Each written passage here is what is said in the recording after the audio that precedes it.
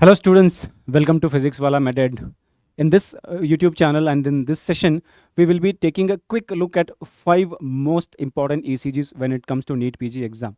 Now, if I talk to you about the exams.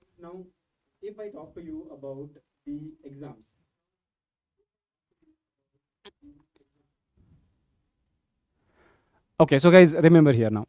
If we talk about the exams, we should always be focused on crisp preparation because ECG is such a topic where even a cardiologist cannot complete understanding of the ECG, right? It's an uncharted sea, and if you run behind everything that you can know about ECG, right, you will not be able to complete your learning even for a decade time to come. There's a lot to learn, but exams quite predictable. What are important things?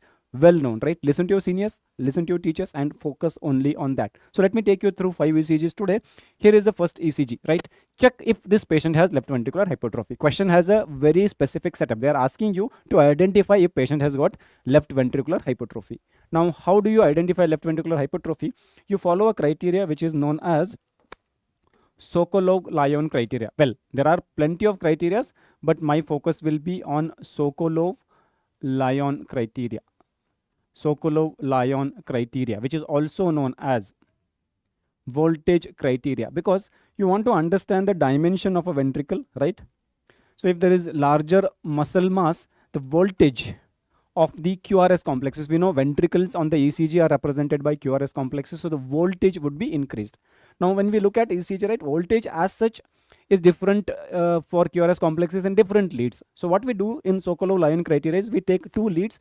I'm interested in lead V1 and either lead V5 or V6. Okay, now what will I do? In lead 1, I would look at the amplitude of S wave, and in lead V5 or V6, I will look at the amplitude or voltage of R waves. Okay, so now the amplitude of S in V1 plus the amplitude of R in V5 or V6, if collectively it is more than 35 small squares, it is suggestive of left ventricular hypertrophy according to Sokolov-Lyon criteria. Now let us apply that to this scenario and see if we can get it right. So V1, I can spot it here. What is the amplitude? I can see that this is one large square, 2 large square, 3, 4, right? 1 large square, 2 large square, 3 large square, and a little bit of 4. So I can see that there is almost 4 large squares, the amplitude wise. So 1 large square is 5 small squares. So this is like around 19, right? 19 small squares for S in V1. Okay, now let us pick up V5 or V6. V6, I can clearly identify where is the end of this QRS complex. So let us see now, right? Okay, 1 large square, 2 large square, 3 large square. Okay, I have a little bit of difficulty in seeing so close. Correct me if I'm wrong. Okay, yes, 1 large square, 2 large square, 3, 4, and almost 5 large squares, right? So the amplitude is almost 5, so like little bit less than that, so maybe like 24 small squares here.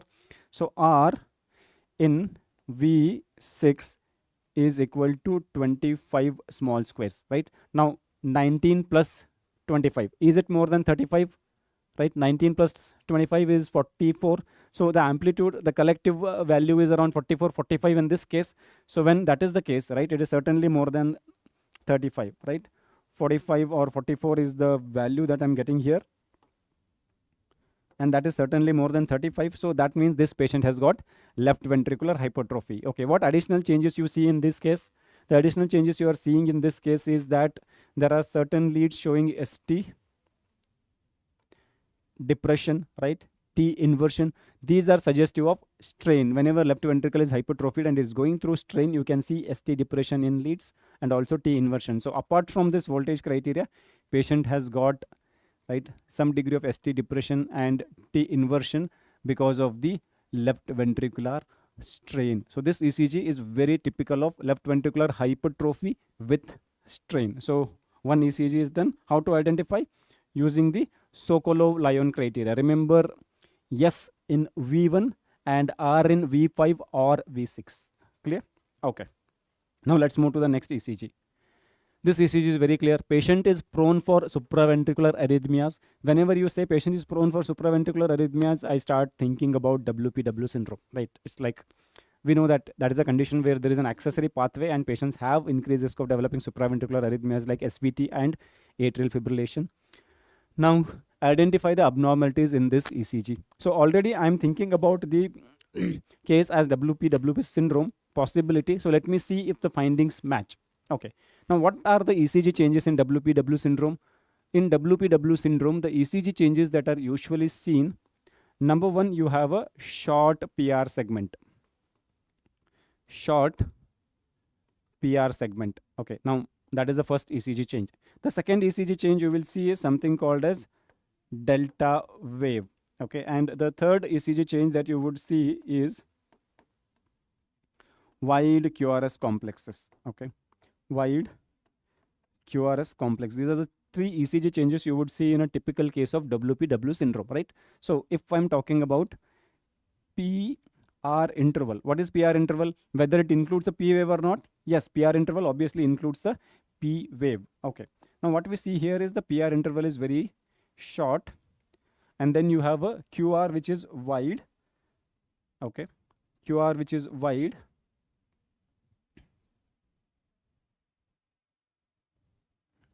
Okay. So this is how actually the ECG of the WP syndrome might look like. So first thing you will have is a very short PR interval. The PR interval would be short. PR interval would be short. Okay. Now what is normal PR interval? Remember, normal PR interval is 120 to 200 milliseconds.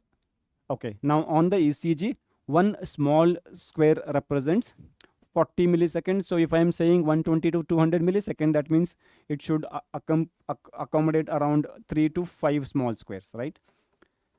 That is your normal PR interval, 3 to 5 small squares. So if it is less than 3 small squares, that is where you can say there is short PR interval. So less than 120 millisecond. Often it will be less than 100 millisecond. Okay. Now the second change you will see is in a normal ECG, when you look at the QRS complex, right, the R wave takes off just like that, right? Like how our Chandrayaan-3 took off, just like that. Perfect, right? Normal ECG, it takes off perfectly. But what we see in patients with WP syndrome is that there is a small slant and then it starts taking off. So this slant is what we call as delta wave, right? So this red color ECG showing that slant is delta wave. So you can see delta wave in patients with WP syndrome. Okay, let me draw it freshly for you so that you remember it and don't get confused. What is delta wave? Okay, delta wave, right? Like whatever I showed you just now, that is delta wave. Now, apart from delta wave, what else we will see is there is prolonged QRS duration. So there will be prolonged QRS duration. Prolonged QRS duration. Okay, then again that demands a question. What is normal QRS duration? Right, remember, normal QRS duration is usually less than 120 milliseconds. That means the normal QRS should occupy less than 3 small squares on the ECG, because one small square is equal to 40 milliseconds, right? Apart from that, you can have ST segment depression as well as T wave inversion in patients with WP syndrome. Most important thing is look at the short PR interval, delta wave, right? Delta wave and wide QRS complexes. So let us go back to the ECG and see if we can see these findings. Okay. Now look at the PR interval in whatever lead you can focus on. So if you look at like V5 or V6, right, whatever lead you are concentrating on. Let me mark the beginning of the P wave, okay, and the beginning of R wave. So it looks like approximately 3 small squares or little less. You guys may be able to see it more clear because your screen is captured better. I'm seeing right in front of me and the glare makes it a bit difficult for me to see, but appears that the PR interval is short. Okay, calculate if you're seeing clearly how many small squares are there, but to me it appears to be short. Okay, do I see a delta wave? Yes, we can clearly see a delta wave, like you can see here, right? This slant Instead of just taking off like Chandrayana, we can see a slant. That is what is delta wave. We can see delta wave. And what is the QRS duration, right? Here is the beginning of the Q wave, right? This is delta wave. So QRS, right? QRS. So it ends somewhere here. So it is certainly more than 3 small square. The QRS duration is clearly wide. So we have all the characteristics required for the WPW syndrome. I have short PR interval in this ECG. I have delta wave and I have wide QR. So this ECG wide QRS. So this ECG is very, very typical of WPW syndrome, right? So we have identified the abnormalities that we need to see in a case of WPW syndrome. Now let us move to the next ECG. Here is a third ECG for the day. What is the specific ask from us? Calculate the heart rate. Okay, so now go through the ECG, calculate the heart rate and tell me how much is the heart rate. Okay, I'll step aside, let you have a look at the ECG. Tell me what is the heart rate. Normal, calculate and tell me exactly what is the heart rate. Now you might say, right, sir, we will calculate the heart rate by, like there are methods, like you can divide 300 by the number of large squares between two consecutive R waves, right? Large waves between the RR interval. That is one method of calculating the heart rate. There's a second method of calculating the heart rate, which gives you a little more precise reading. That is 1500 divided by the number of small squares, right? Number of small squares between two consecutive R waves or between RR interval. This gives you more precise value. But when you look at this ECG, right, now if I take these two wave complexes, right, to me it looks like how many large squares are there? One large square, right? 2/3 of a large square, 1/3 of a large square, so roughly 2 large squares here. Now if I apply this formula, right, 300 divided by 2, what am I going to get? Here the heart rate seems to be 150, right? 300 divided by 2, because there were 2 large squares. So I divided 300 by 2 and I got 150. But if I look at this waveform, right? So here 1 large square, 2, 3, 4 large squares between 2 R waves. So if I do 300 divided by 4, I am getting 75, because there are 4 large squares here. Here there are 2 large squares. Then heart rate here seems to be 75, here seems to be 150. How to calculate heart rate when RR interval is varying? Because see, these formulas seem to apply logically when you have a constant RR interval. If the RR interval is varying like this, what to do? So for that, let me take you to some basics of ECG, right? We set the ECG paper speed. What is the ECG paper speed? Remember, the ECG paper speed is ECG paper speed is 25 millimeter per second. Is 25 millimeter per second. Okay, that is the first point to note. Now ECG is recorded for what duration? Like you might be standing next to the staff nurse when they are taking the ECG, right? When you are posted in the ward side, or if you're already intern, right? You would have accompanied the staff nurse for taking the ECG. How long the ECG machine takes? I mean, how much time ECG machine takes to give you an ECG? Certainly not in terms of minutes, right? In terms of seconds. How many seconds? Remember, the standard ECG recording is for 10 seconds. Standard ECG recording is for 10 seconds. So you take 10 seconds of patient ECG, and whatever you see in the image, right, is representing 10 seconds of the tracing. Now because here the RR interval is varying, I'm not able to apply these formulas, but I know, like in the bottom of the ECG, you see one strip which is giving you a continuous run of the waveforms. Because otherwise, what you see, you have like lead 1 having 3-4 complexes, right? Next lead having 3-4 complexes, or like whatever, depending on the rate of the heart rate, right? You will have some complexes in a particular read, but you don't get a continuous run.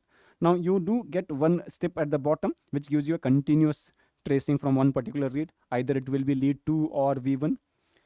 Now that strip is what we call as a rhythm strip, right? Because this is mainly meant for analyzing the rhythm strip. Okay, now remember here, this is representing 10 seconds, right? From the beginning till the end, it is representing 10 seconds. So can I calculate the heart rate if I know how many R waves are there in this rhythm strip? Possible, right? Like I can count the R waves. So let me say 1, 2, 3, 4, 5, 6, 7, 8, 9, 10, 11, 12, 13, 14. So I have 14 R waves in this rhythm strip. Rhythm strip is representing 10 seconds. So 14 into 6 gives me the heart rate, right? That is a way to calculate heart rate whenever you have varying RR interval, right? So calculation of heart rate if there is varying RR interval. Calculation of heart rate if varying RR interval. All you need to do is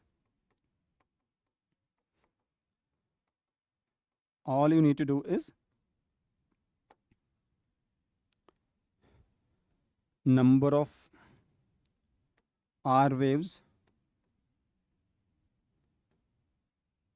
on rhythm strip, because you know the rhythm strip on a standard ECG, until and unless you're tampered with the ECG paper speed and ECG settings, right? It is representing 10 seconds. Multiply it with number 6. So here we had 14 and into 6, right? 14 into 6, right? Whatever is the number, my mathematics is really poor, so I'll leave it to you to come out with the heart rate. Here I have seen 14. If my eyes have missed any R wave, count that also in your calculation, and that would give you the heart rate of this patient. Okay, now before I wind up, right, which type of rhythm you're seeing? Is it sinus rhythm? Do you see any P waves on this rhythm strip or anywhere, right? It is hard to say if there is any P wave. So you have absent P waves and varying RR interval. What is it, right? That is typical of atrial fibrillation. So in this ECG, there are absent P waves and varying RR interval. Varying RR interval. So that is typical, suggestive of atrial fibrillation, AFib, right? So this ECG is AFib. Probably patient is on medication. That is why it has slow ventricular rate, right? 14 into 6 obviously won't be a large number. I don't think it would be like anything close to 100 or so. So like it's most likely AFib with, right, slow ventricular rate. The ventricular rate here is slow. Most likely patient is on some drugs which will slow down the conduction, right? That's it about that ECG. Now let us go to the next ECG. Okay, here is our fourth ECG for the day. Known case of pulmonary hypertension, look for what is wrong, or look for the evidence of right atrial enlargement. Okay, now do we expect right atrial enlargement in patients with pulmonary arterial hypertension? Yes. Why? Okay, I'll tell you. Now, what is pulmonary hypertension? Technically speaking, pulmonary hypertension is nothing but elevation in the pulmonary artery pressure, right? Elevation in the pulmonary artery pressure. So let me draw you the basic anatomy of the right side, right? So you have a right atrium, then you have a right ventricle. Right ventricle gives its output to the pulmonary artery, which goes to the two lungs, right? So this is my right ventricle. Right ventricle receives the blood from the right atrium. So this is my right atrium. Right atrium receives the blood from inferior vena cava and superior vena cava, right? And to guard the backflow of blood from right ventricle to right atrium, we have the tricuspid valve here. And to guard the backflow of blood from the pulmonary artery to right ventricle, we have the pulmonic valve. This is my pulmonary artery. Okay, now think about a condition where the pulmonary artery pressure is high. Now if the pulmonary artery pressure is high, right, that is what is pulmonary hypertension. So the pressure here is high. Obviously the right ventricle needs to contract against the resistance offered by the pulmonary artery. So because of that, what will happen to the right ventricular work burden? Increase, right? So right ventricle needs to do a lot more work than usual. So what it will develop? Whenever there is a pressure challenge, it will develop concentric hypertrophy. So right ventricle ends up developing hypertrophy. So pulmonary hypertension can lead to right ventricular hypertrophy. Okay, now this right ventricular hypertrophy will come with the risk of, right, increased right ventricular diastolic filling. Why? I'll tell you. So during diastole, right ventricle should get filled with the blood from the right atrium. So if you're talking about diastole, the tricuspid valve would be open and the blood would fill the right ventricle from the right atrium. We know, right, ventricular filling mostly happens, right, maximum part of the filling happens during passive filling. Means the right ventricle relaxes itself during the isovolumetric relaxation phase of the diastole, and because right atrium was filled with blood, blood just moves with the pressure gradient, right? Higher pressure on the right atrium because right atrium was filled, right ventricle has relaxed itself, so it has lowered its pressure, blood just moves because of the pressure gradient. That is what we call as passive filling. Only when the right ventricle gets significantly filled up and right atrium is emptied, there comes a point where the pressure between the two chambers gets equalized. That is where the right ventricle contracts to eject the remaining portion of the blood into right ventricle, right? That is the basic diastole. Now, if you have a right ventricular hypertrophy, that too, I forgot to mention, concentric right ventricular hypertrophy. Whenever you say concentric, it means more muscle mass is added within the cavity and not outside the ventricle, and because of that, the ventricular cavity becomes smaller in size. Now, if you have a small sized cavity, obviously it cannot get the low pressure that it usually gets when it is of normal sized, because smaller cavity, pressure inside the cavity is already higher even when the diastole begins. So because of that, the passive transfer of blood from right atrium to right ventricle will get affected. Easy transfer doesn't happen, so there is more burden for the active transfer.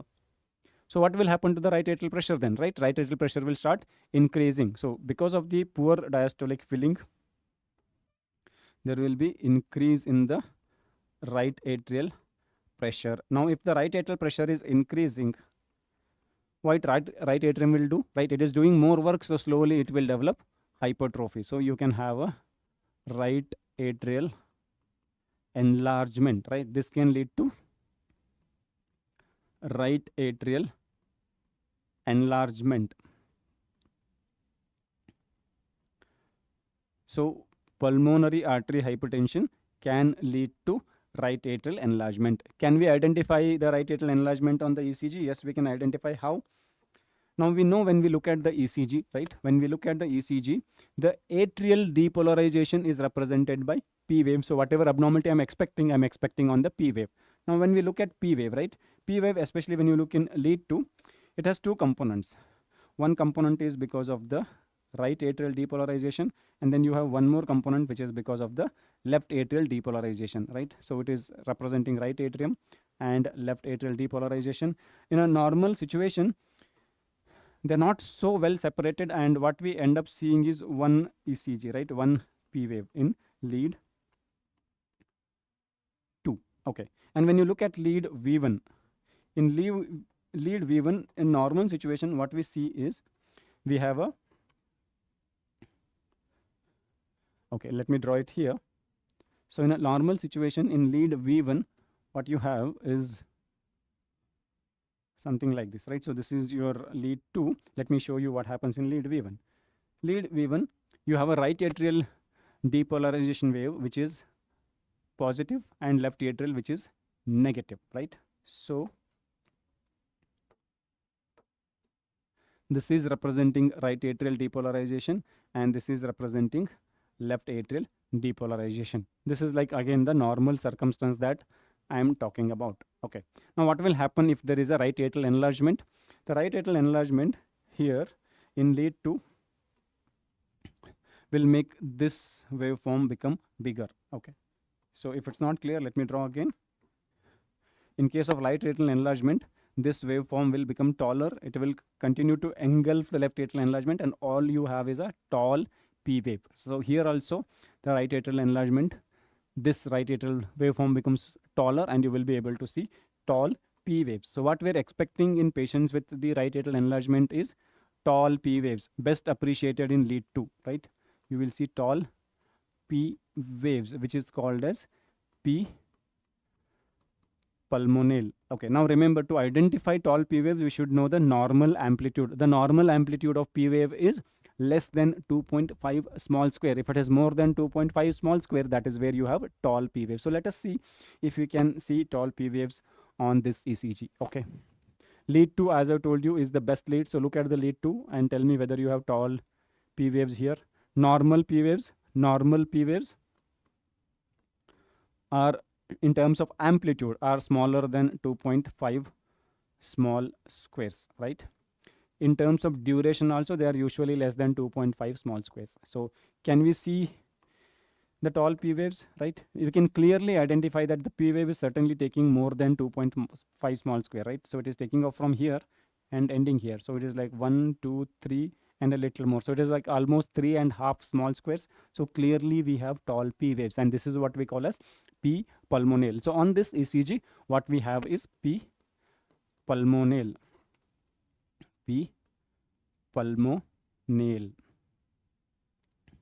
Okay, now before I move on, let me tell you, in case of the left atrial enlargement, what happens. So if there is left atrial enlargement, what happens is, in the left atrial enlargement, the right atrial waveform and the left atrial waveform in lead 2 get clearly separated, because the left atrial waveform will become like this. Right atrial will be of the same size, and you can see two clear right and left atrial waveform separated, and that is what we call, right, bifid P waves, and that is called as P mitral. P mitral is suggestive of left atrial enlargement. In lead V1, right, you will have the same right atrial waveform, but the left atrial depolarization waveform becomes much more deeper. So you can clearly start seeing them very deep left atrial waveform.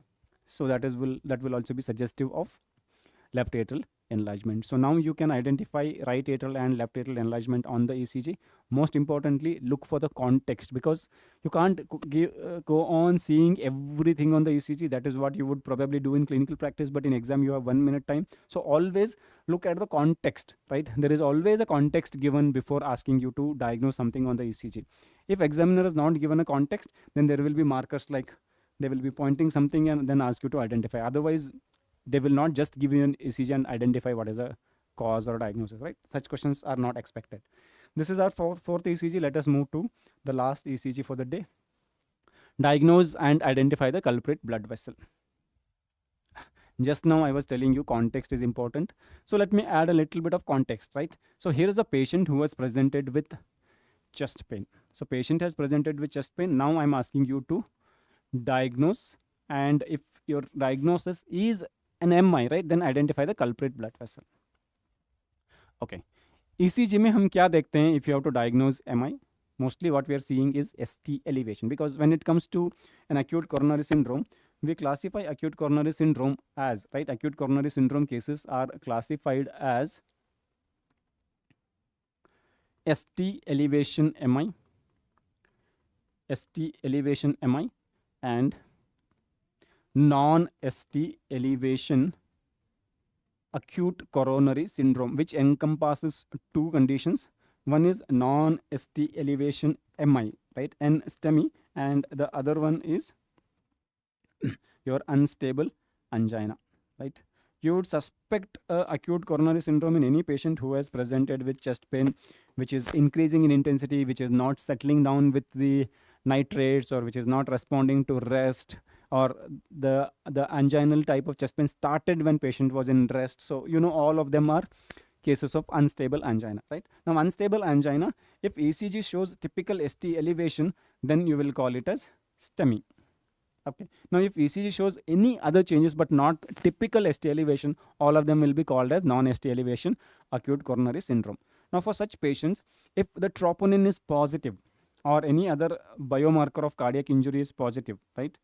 Troponin being the most commonly performed, right? You will either be doing troponin I or T. If they are positive, you will call that case as STEMI, because there is evidence of myocardial injury with elevated.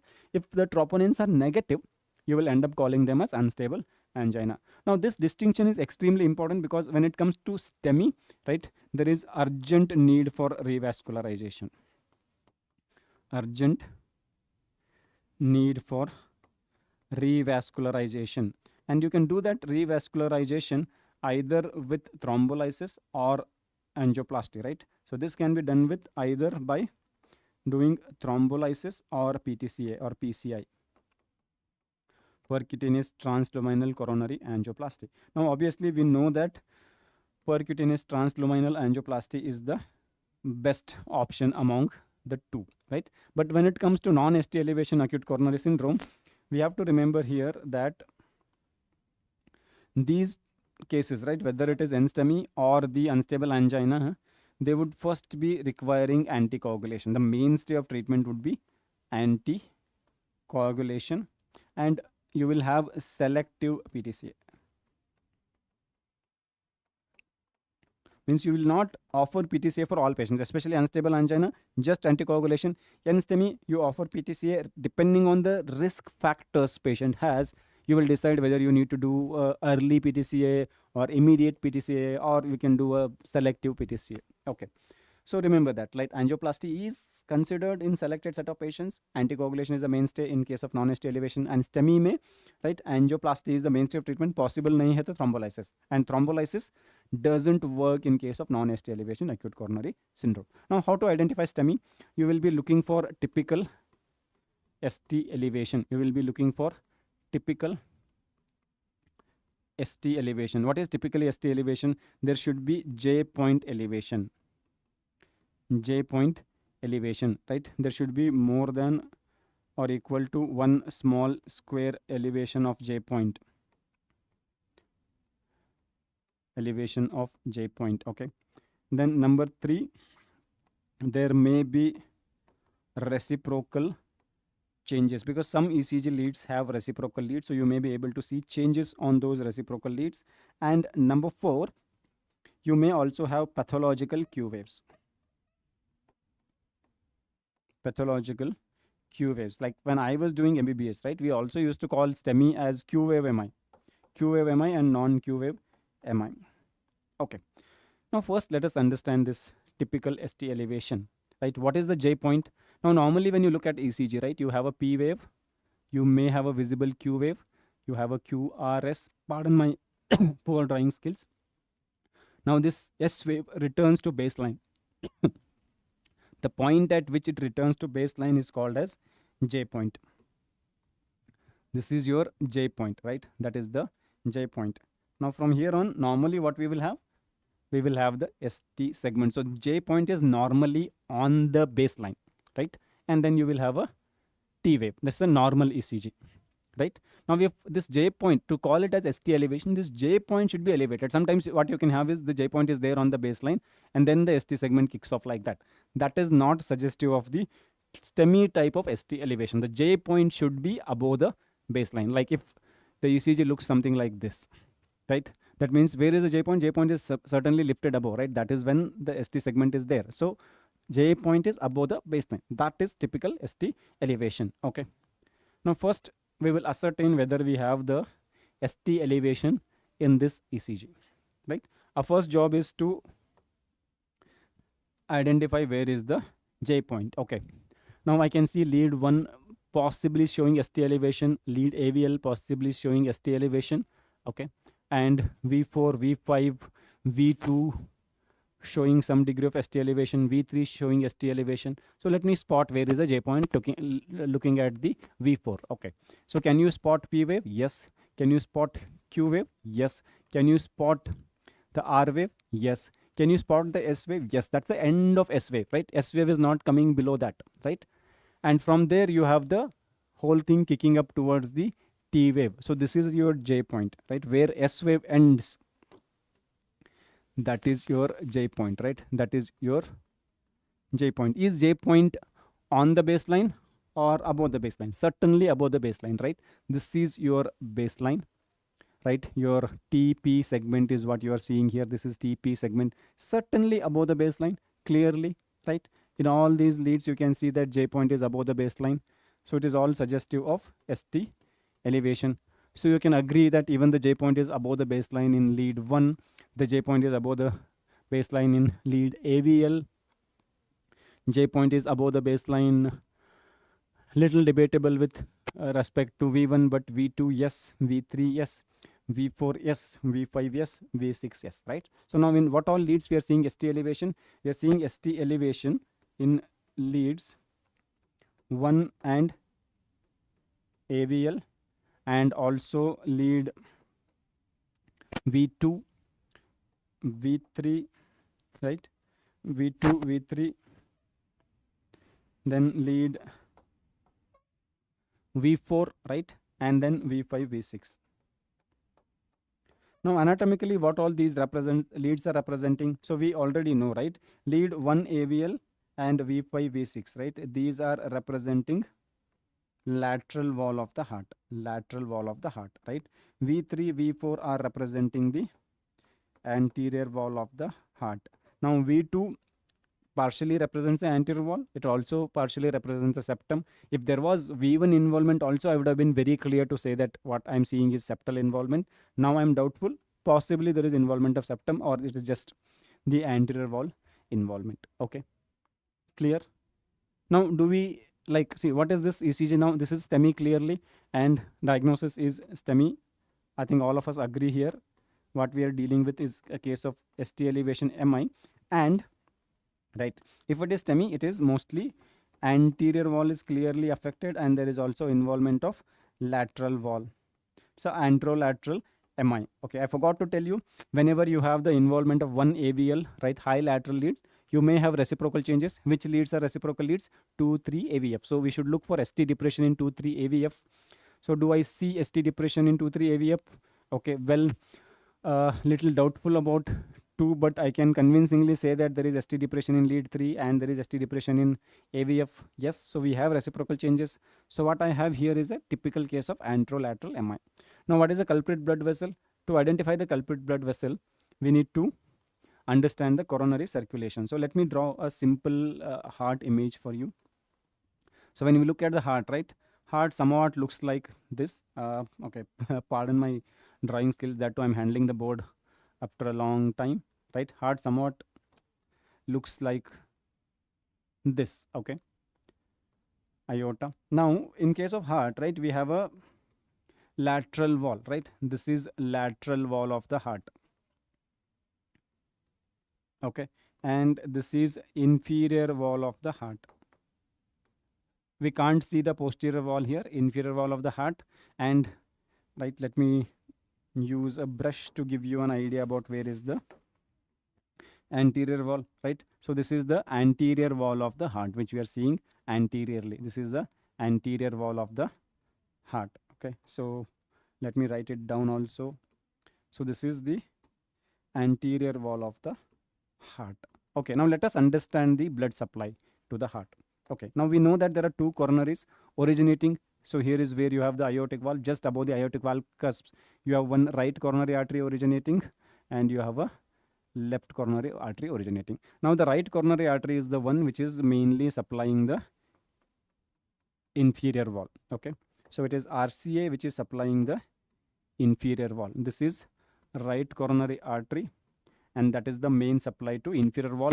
It also supplies the SA node, and it also supplies the AV node. So here is where there is an SA node, here is where there is an AV node. AV node may receive the blood supply predominantly from the left coronary, but majority cases it is from the right coronary artery, right? I hope you have clarity so far. Right coronary artery is supplying SA node, most cases of AV node, and the major part of the inferior wall.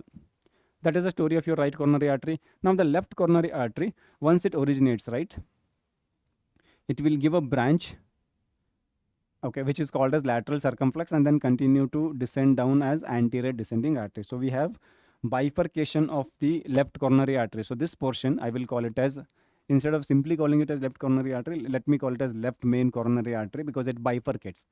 The one bifurcation is left circumflex artery, and the other bifurcation is called as left anterior descending artery.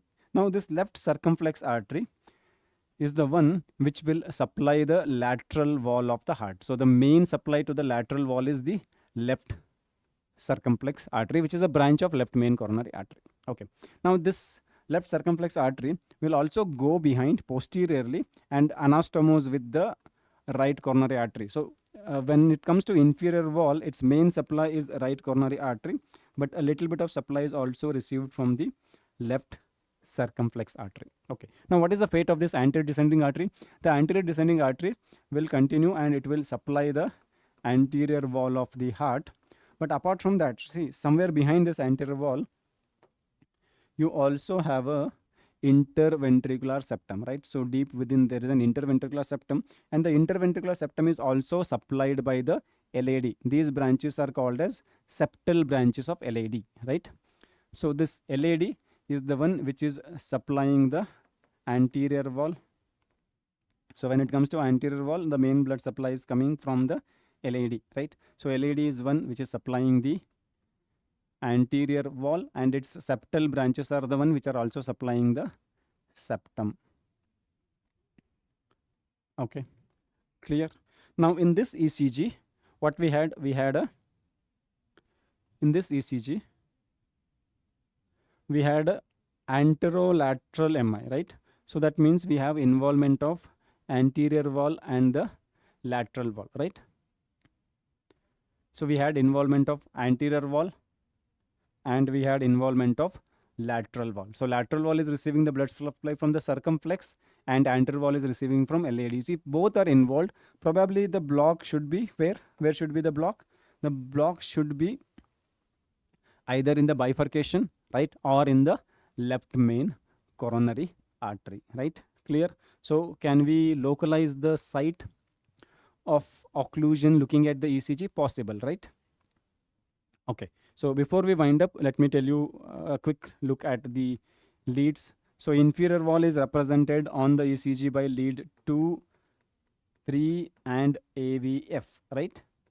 And the lateral wall is represented, the higher portion of the lateral wall is represented by 1 and AVL, and the lower portions are represented by V5 and V6. Okay. Then when it comes to the septum, right? So this is your septum. The septum on the ECG is represented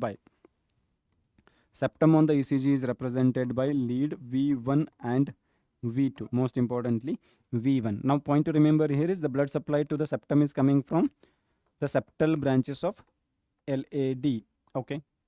And the anterior wall, right? The anterior wall on the ECG is represented by V3 and V4. Its main blood supply is coming from LAD. So in this case, because anterior wall and the lateral wall is involved, there should be involvement of circumflex and LAD. That is possible when there is a lesion in the bifurcation of the left main coronary artery or in the proximal location, right? So clear?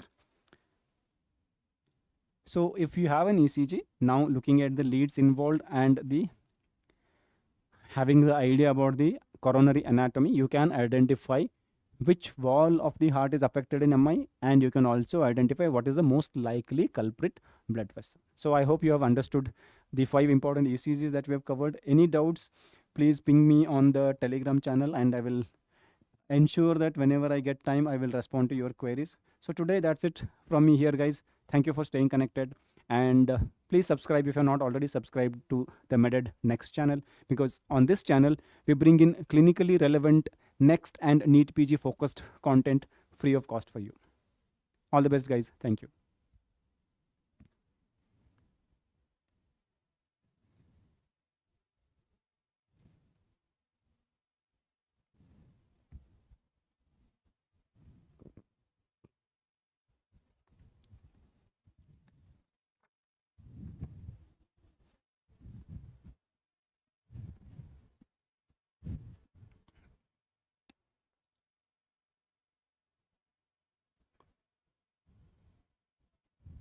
Stop.